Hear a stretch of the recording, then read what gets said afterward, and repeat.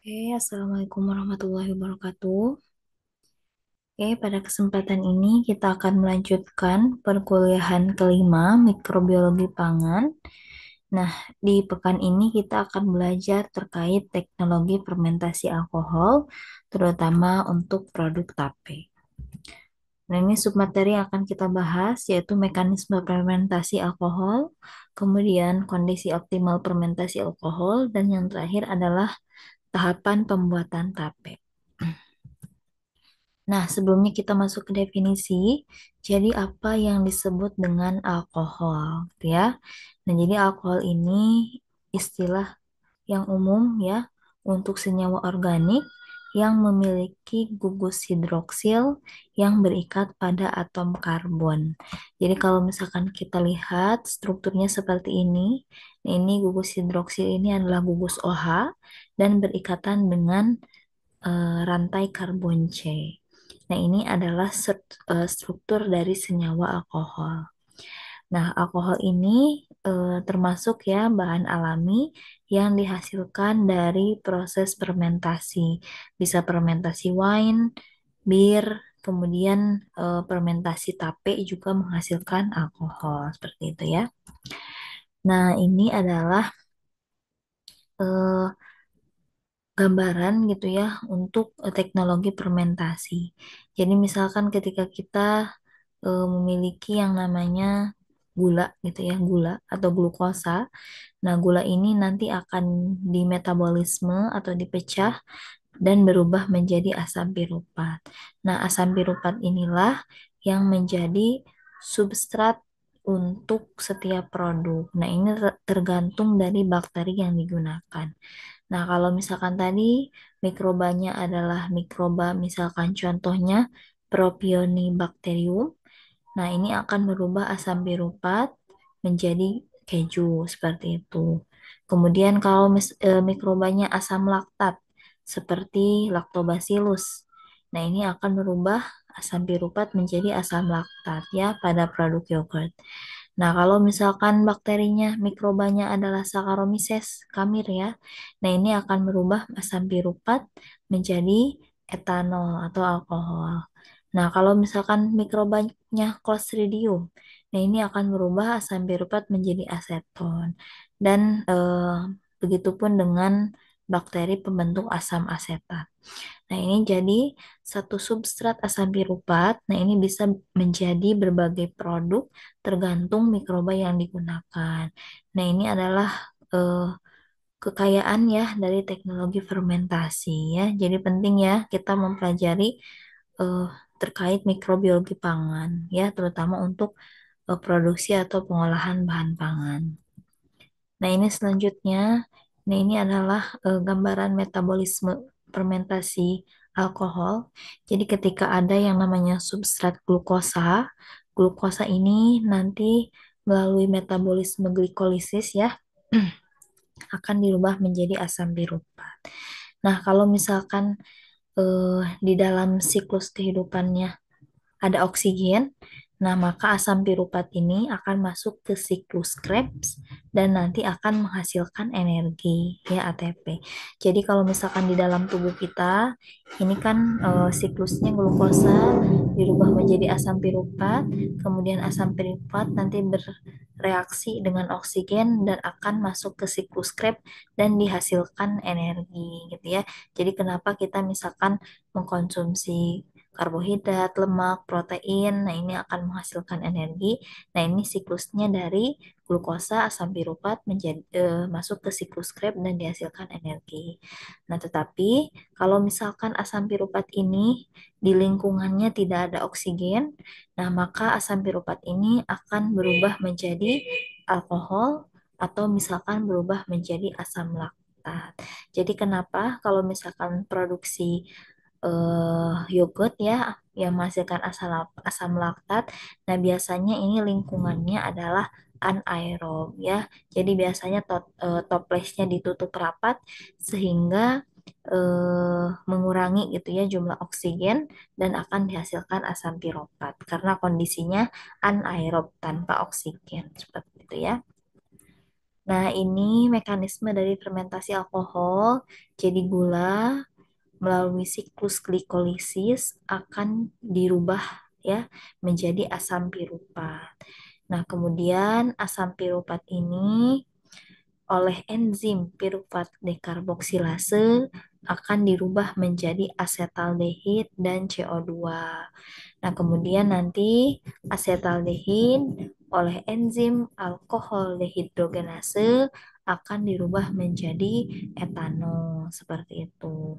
Nah, ringkasnya ini ya, glukosa dirubah menjadi etanol dan akan menghasilkan CO2. Nah, pada siklus kehidupan manusia atau pada tubuh manusia, nah ini gula ini tidak bisa dirubah menjadi alkohol seperti. Nah, karena apa? Karena manusia ini tidak memiliki namanya enzim piruvat dekarboksilase. Sehingga gula pada tubuh manusia ini tidak bisa menghasilkan alkohol. Nah, ini apa namanya? Takut juga ya kalau misalkan manusia ini menghasilkan alkohol, nah ini alkohol akan menjadi racun untuk sel-sel dari manusia itu sendiri. Jadi kuasa Allah ya, jadi manusia ini dia tidak memiliki enzim piruvat dekarboksilase untuk menghasilkan alkohol. Nah, yang memiliki enzim piruvat dekarboksilase ini adalah mikroba. Contohnya tadi mikroba Saccharomyces atau Kamir. Jadi Kamir ini memiliki enzim piruvat dekarboksilase yang tidak dimiliki manusia. Seperti itu ya.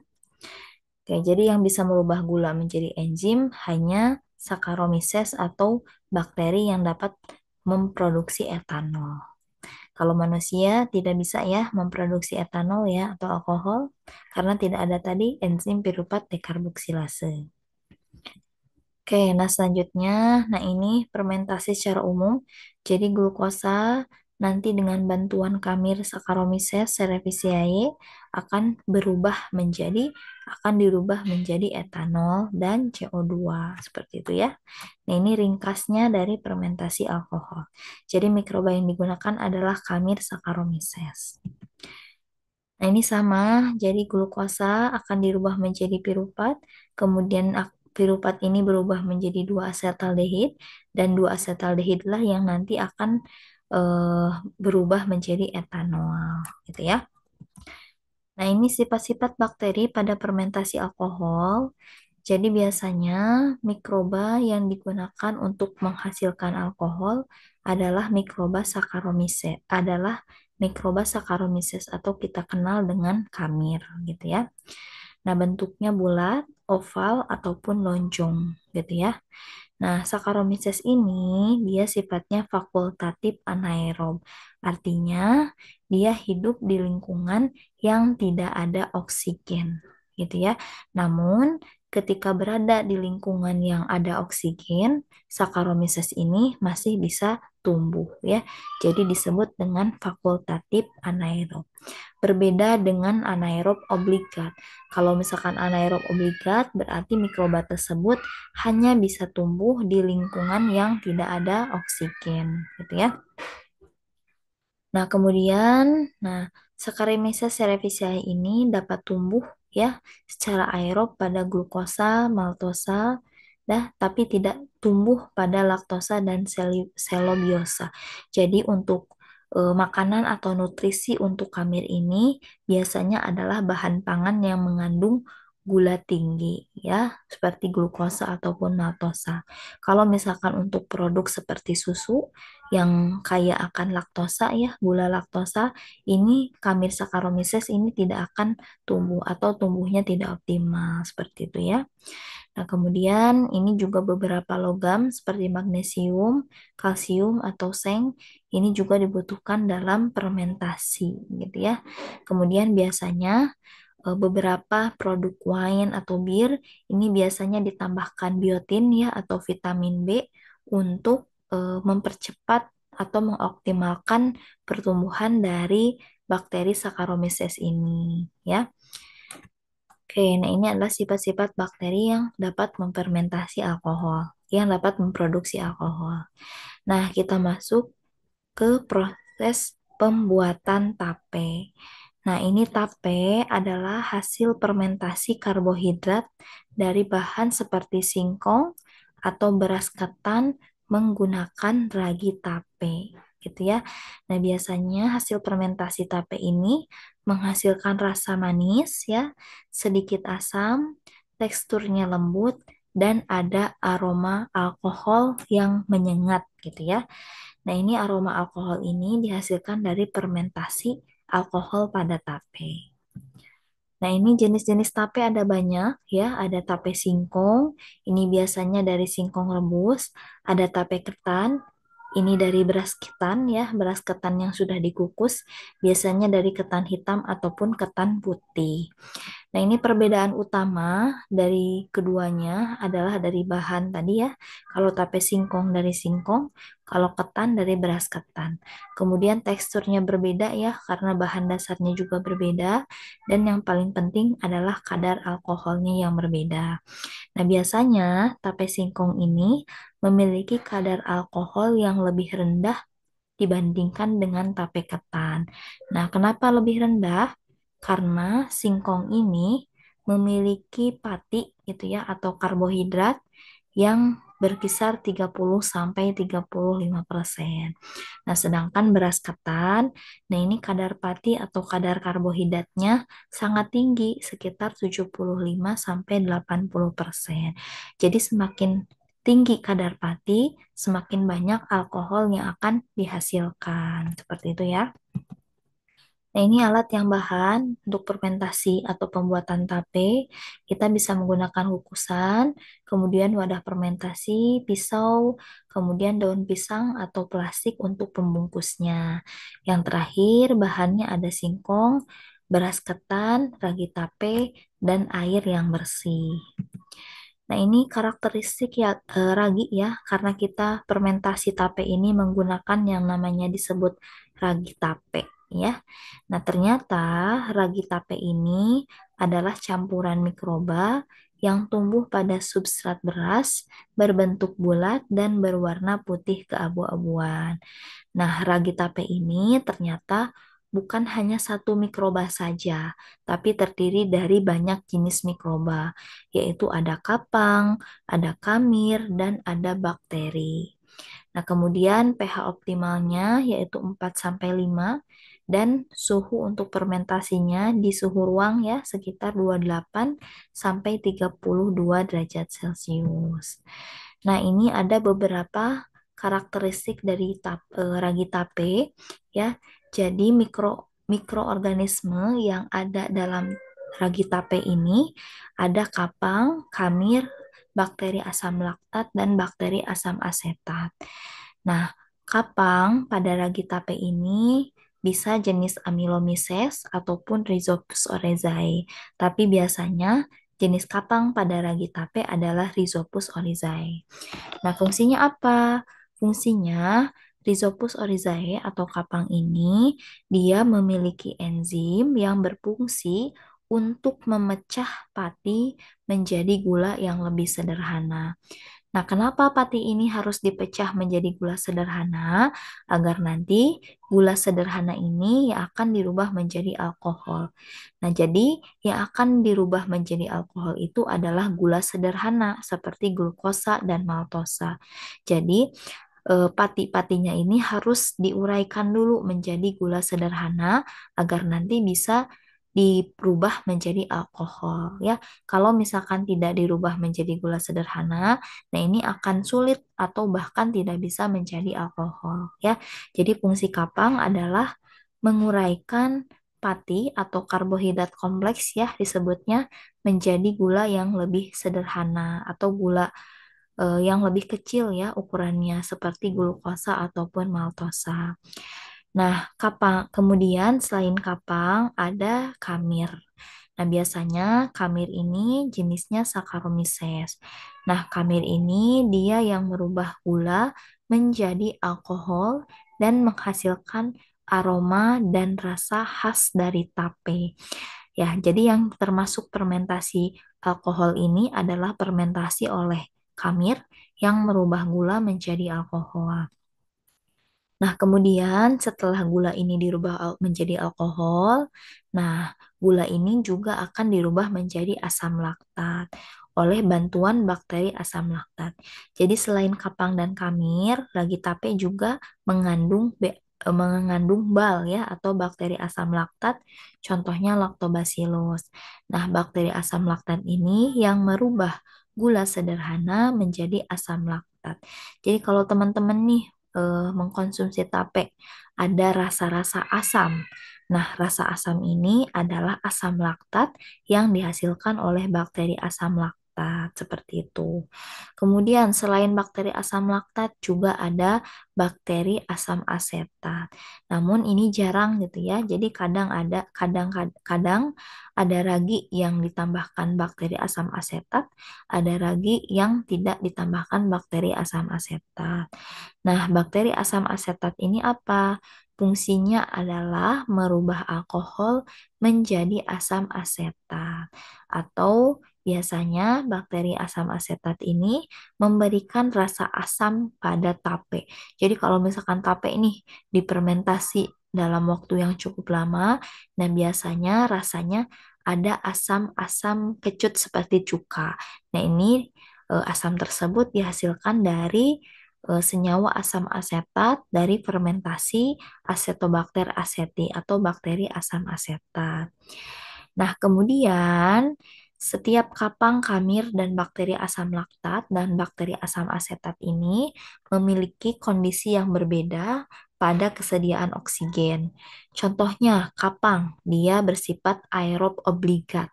Jadi hanya bisa tumbuh jika ada oksigen. Kemudian kamir, ini anaerob fakultatif.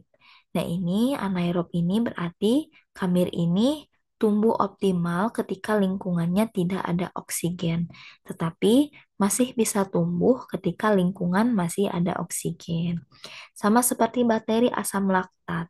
Nah, bakteri asam laktat ini tumbuh optimal di lingkungan yang tidak ada oksigen.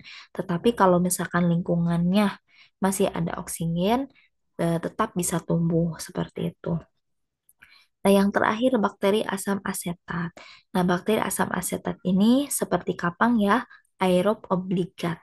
Jadi, bisa tumbuh hanya ada oksigen seperti itu. Nah, jadi kenapa ketika kita melakukan fermentasi tape ini tidak boleh tertutup rapat gitu ya.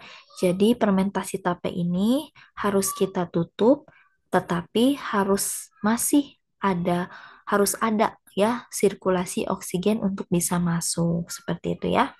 Nah, ini untuk fermentasi tape. Nah, ini tahapan untuk fermentasi tape. Jadi nanti singkong ataupun ketan kita bersihkan ya, kemudian kita cuci gitu ya. Kemudian sambil dicuci ukurannya untuk singkong kita perkecil seperti itu ya. Nah, kemudian kita lakukan pengukusan. Nah, pengukusan ini fungsinya tadi salah satunya adalah untuk menguraikan pati menjadi gula sederhana sehingga bisa dirubah menjadi alkohol ataupun asam laktat. Kemudian setelah dikukus, ini diinokulasi ragi, ditambahkan ragi, dan difermentasi 2 sampai 5 hari pada suhu kamar dan tertutup. Artinya tertutup ini bukan fermentasi tertutup rapat gitu ya, tetapi harus masih ada udara di sekitar lingkungan tape. Seperti itu ya. Nah, kemudian nanti ketika sudah fermentasinya berhasil, dilakukan pengemasan dan dihasilkan tape seperti itu ya. Nah, ini mekanisme fermentasi. Jadi tadi pati dirubah menjadi gula sederhana, kemudian nanti gula sederhana dirubah menjadi etanol, ya, kemudian nanti gula juga dirubah menjadi asam laktat oleh bakteri.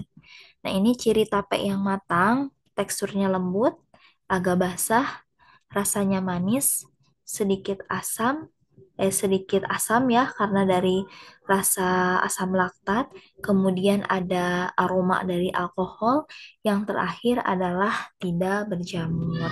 Nah, ini adalah ciri tape yang sudah matang sempurna seperti itu, gitu ya.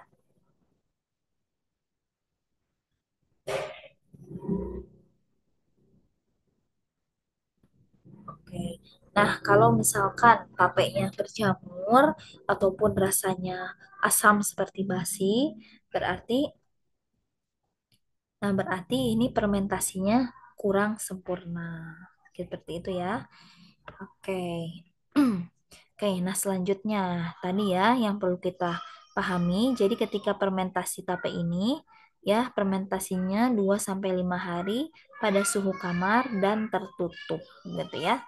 Nah, tertutup tetapi masih ada sisa udara di sekitar lingkungan tape. Jadi nanti untuk fermentasi tape, jadi kita bisa masukkan ke toples gitu ya. Nah, ke toples namun di toples tersebut masih ada sisa-sisa udara untuk fermentasi kapang ya karena tadi kapang ini kan sifatnya aerob obligat ya. Jadi sisa-sisa oksigen yang ada di toples gitu ya. Nah, ini bisa digunakan untuk kapang untuk merubah pati menjadi gula sederhana gitu ya. Nah, seperti ini ya untuk pembuatan tape. Nah, ini hal-hal yang harus diperhatikan dalam pembuatan tape ini ya, bukan wine ya. Nah, ini adalah kondisi bahan baku. Jadi, yang pertama, gunakanlah bahan baku yang berkualitas baik. Nah, kalau misalkan singkong, ini kadar airnya 60 sampai 65% setelah dikukus. Kalau ketan 50 sampai 55%. Nah, ini kenapa harus ada standarnya? Karena semakin banyak air pada bahan pangan, semakin kurang optimal ya untuk fermentasi tape. Kemudian alat yang digunakan juga harus disterilisasi. Berarti kalau nanti kita menggunakan toples, toplesnya harus disterilisasi dulu gitu ya. Kemudian pembibitan kamir.